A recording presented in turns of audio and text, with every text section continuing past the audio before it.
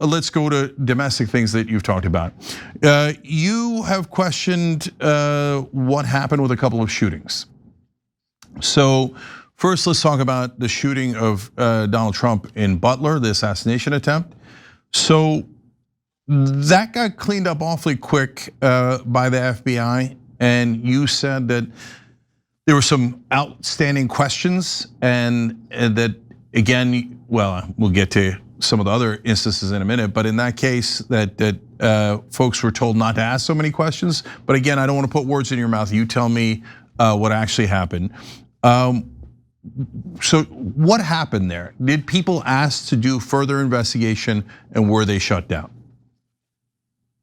Yeah, with Butler, there was obviously initially we were just told, hey, Crook's lone gunman, he was killed, and then Crooks was kind of an enigma, and we just didn't hear much more about him. Like there was literally nothing about the guy. 2 days prior to Crooks taking the shot in Butler, there was a guy named Asif Merchant who was hired by the Iranians to come here and assassinate President Trump in retaliation for killing Qasem Soleimani, which is well known. The Iranians made that very public that they felt like because Trump killed Soleimani that he was free game. When Merchant came over here, obviously our guy, the FBI was all over him. They put this is all in the public court release after that. Now that Merchant has been taken away to jail and found guilty, the FBI had a confidential human source that was, befriended Merchant, not the smartest guy, and basically volunteered to, plan a sniper attack against the president. They arrest him 2 days later. A sniper almost kills President Trump in Butler. My basic question was, hey, had we done our due diligence to make sure that there was no linkage between the two events? Because Crooks was kind of an enigma initially. There just wasn't a lot to go on there. We were told, hey, we looked, but nothing here. Fast forward a couple months, and Tucker Carlson's investigative journalist finds a lot of online presence from Thomas Crooks, digs up a lot more than it appears the FBI dug up. And so I wanted to go back and make sure that we checked all that through intelligence channels and really researched into what we had learned through Tucker's investigative journalism about Crooks's online persona. Again, just to check to see if there was foreign ties and to check to see if there's any linkage between the Merchant plot, because maybe we didn't wrap all of it up, and what took place there in Butler. The FBI did not tolerate this at all. They basically said, hey, there's nothing else to see here, and stopped us from investigating any of those potentials, to my knowledge. See, that is incredibly strange, because Merchant is theoretically working with the Iranians. That would help the talking point about, oh my God, the Iranians tried to murder the president. You got to strike back. In fact, we know from reporting now that Netanyahu used that in his closing argument for the war to Trump. Oh my God, they tried to kill you. You got to strike back and kill them.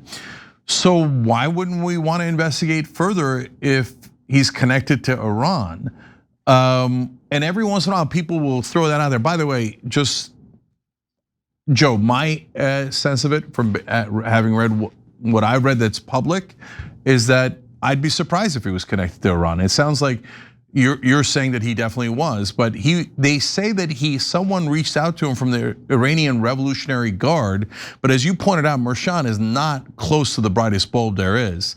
How do we know it was the Iranian Revolutionary Guard that reached out to him? Or is that what they wanted to make sure you didn't investigate? That I don't know. Everything I read, Merchant was linked to the Iranians. From everything I read, and again, like you said, that was kind of my theory. Was that, or not my theory, but my argument was, hey, let's make sure that this wasn't a broader Iranian plot. Why wouldn't we look into everything? And then we were stopped. That is intensely strange from an administration that is obviously opposed to Iran. So opposed we went to war. Iran tries to take a shot at the president. That guy is arrested a day later that somebody does take a shot at the president, and they say, don't look at the link. And then our media, the echo chamber, says that's not strange. No, that is strange. That's intensely strange. So do we know all we need to know about Thomas Crooks and the shooting in Butler? Has all that information been released to the public? Or is our government weirdly also siloing that? I mean, to my knowledge, Tucker found more than our government did. And once Tucker found that, we weren't able to follow follow up on that through official channels and to do a proper investigation. That's my issue with what happened with Butler and with Crooks. At first, it was like, hey, this guy is basically an enigma. Like he doesn't have much of a persona. No one knows much about him. That's odd, but okay. But then when an investigative journalist actually digs up, this guy had a pretty active online profile. There's a lot we can do with people who are active online. There's obviously a lot of ties we can run down. It's a great pool for leads for any investigation. And again, to my knowledge, that wasn't done. When we offered to do some of those, we were stopped. Okay, so when I hear that, Joe, I think there's assets inside the FBI. Because that's not echo chamber. Did Mark Levin get the FBI to stop that investigation? And it's about Iran, so it makes no sense at all. If it was about Israel, then I'd say, okay, maybe echo chamber, maybe this or what. But like, what's going on here? Why the hell would the FBI stop that investigation, especially if it's about Iran? I had the exact same question, and I don't have a good answer. All right, yeah, there's something incredibly strange at the FBI. So yes, guys, for the audience out there, many governments try to infiltrate our government. That happens all the time. But our press says, no, none of them ever worked, ever. And if it's an ally, they would never. If the Canadians infiltrated us and stole our nuclear weapons, our nuclear secrets, I'd be deeply skeptical of the Canadians. But anyways, okay, now let's go to Tyler Robinson. Recently, you went as far as saying that you might even testify at his trial if the defense calls you. So tell us why you're also skeptical about that case, if you're skeptical. Well, to be clear, I don't have any reason to doubt Tyler Robinson. As I was attempting to look into foreign ties to the Charlie Kirk assassination, the FBI would come and say, hey, if you look into these foreign ties, or if you really look into anything pertaining to the case, you could be called to testify.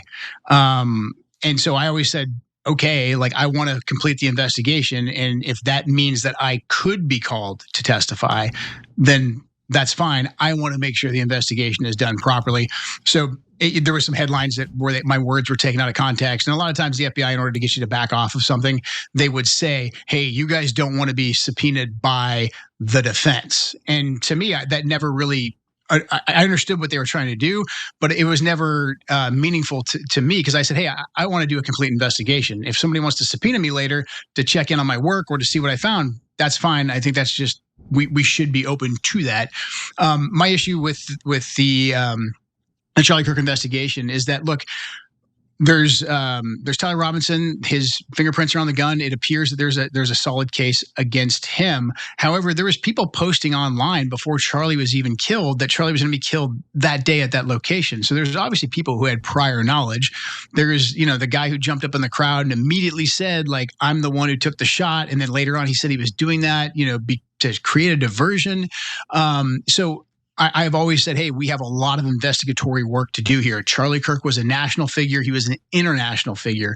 There's a lot of links that we need to look at. And then very similar to what had taken place in Butler, was told to stop. Don't investigate further. Now the FBI's come back out and said, hey, you didn't have the authority to do that. That's why you weren't included in the investigation. NCTC does look at foreign ties to domestic acts of terrorism to include assassinations. So we did have purview, and we can have the turf fight all day long. Is that the FBI's, is that NCTC's? But at the end of the day, there's potential foreign ties that I really can't get into, that I don't believe, from my opinion, from my vantage point, that we're not completely ran down in terms of an investigation. Now, does that mean there's something there? Does that mean that there's evidence of a foreign government or foreign person? No, that's not what I'm saying at all. I'm saying that the investigation from where I was at NCTC was incomplete.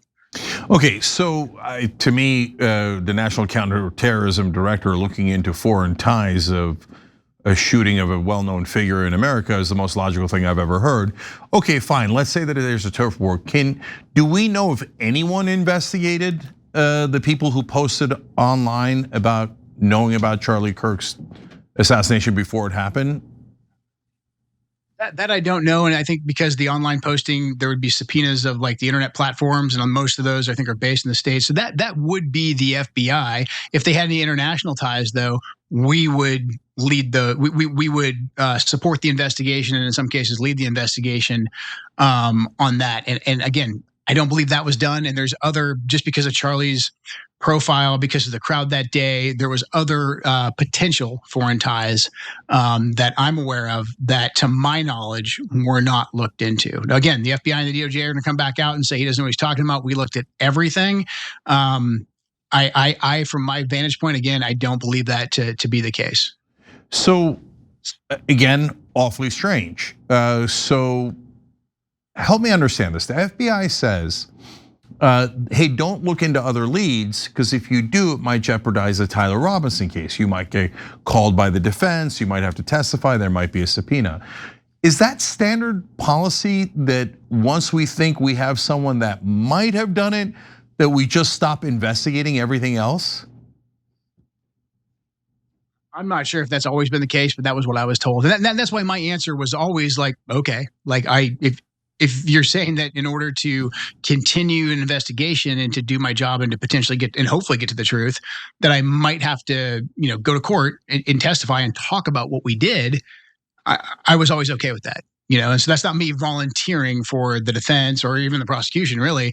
That's just me saying, like, if there's a legal procedure that's going to take place here, or there's something I need to do in court in order to continue the investigation, let's do that. Let's just make sure the investigation continues. Okay, so let me follow up on that, Joe. So wouldn't it help the defense more if they could say, hey, did you know the FBI refused to investigate other leads?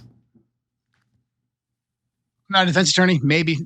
In my mind, from the evidence I saw against Tyler Robinson, which is the same as all that you all have seen, because it's only in the public sphere, I don't believe there's anything I can say that's going to get the kid off. But I think there's more to the investigation we need to do to see, who else knew of it or who else potentially could be involved. In that case, it isn't about what you said, right? It's about, the defense will get to have the records, right? And they get to subpoena things, et cetera, right?